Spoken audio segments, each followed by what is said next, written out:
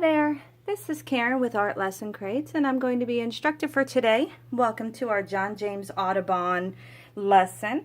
This is inspired by John Audubon, who was an explorer. He loved animals, especially birds, and he would travel exploring new lands and their creatures. John James Audubon was actually the namesake of the Audubon Zoo in New Orleans.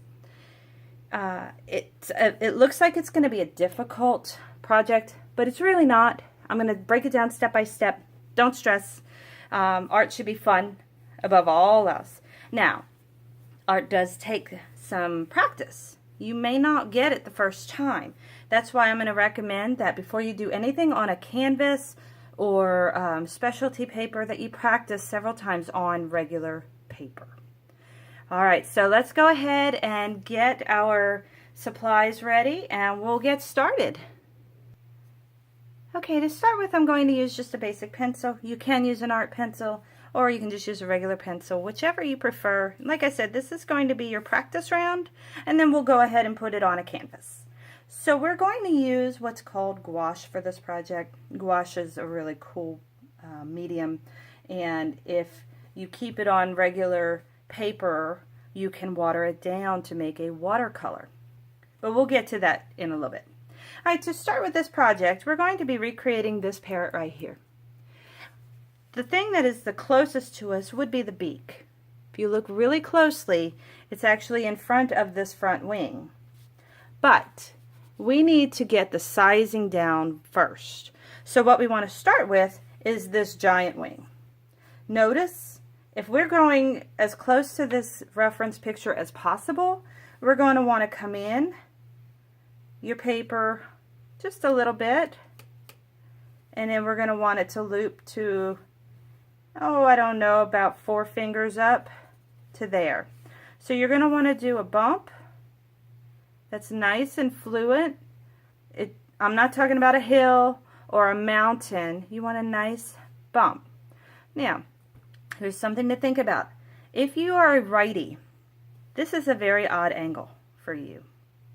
If you're a lefty, it's great. But if you're a righty, it's kind of odd to bring your arm back as you do this part.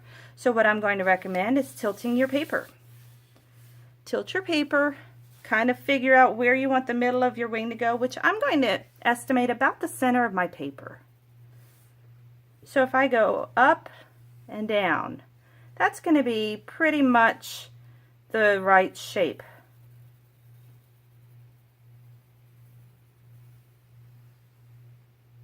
Doesn't have to be exact. Don't freak out if it's not. Art is not perfect. Okay, so you have that part. Now we're going to do this little chunk of breast here. It's going to come from about center, once again, to about, I don't know, about 3 fingers up. Now you don't want it to poke out too far, but it is the breast of a bird. And once again, you may need to tilt your paper. You may need to do a couple of passes over with your pencil.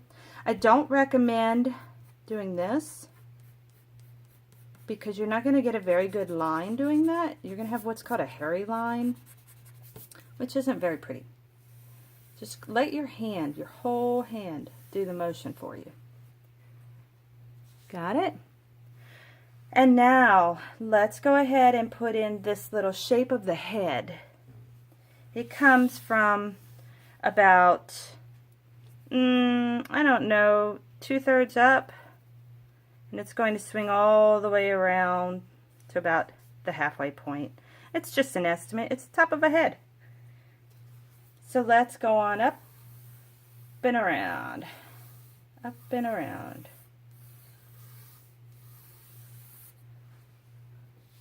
Alright.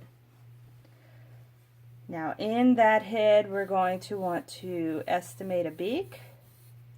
So we're going to do just an arch that curves down in front of the wing and comes back up. And then there's a bottom one as well that's being covered.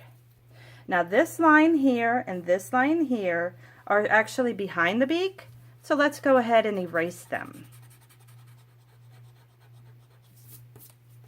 Okay. And what we also want to do is this white area here. It's about a little higher than halfway up the beak, and it comes to right where they meet, where the breast and the wing meet. So we're just going to swing around in a nice fluid motion again. All right. Pretty good. Now, right now it has kind of a penguin look. We don't want penguin. We're going to want parrot. So follow your line with your feather lines and make it a little less even. Now here your feathers are going to go downward because the wing is actually coming down. And the breast, let's go ahead and angle it so it's not quite such a bump. This is where you tweak it. You may not like something that I've done, change it. It's okay. Now we do want to come into the center here, maybe a little bit higher than center, and go ahead and put our eye. Now you'll notice I go over and over and over and over again with the same shape, and eventually a pretty good circle comes out of it. You see how that happened? Just keep going, going, going, going. And then there's one in the middle.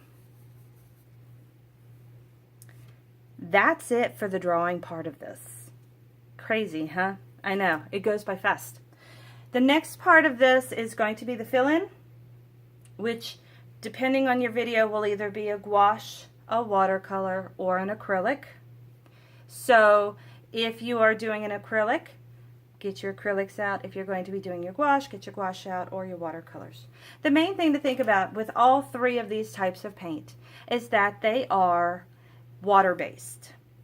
So if you mess up, water on a canvas will remove it.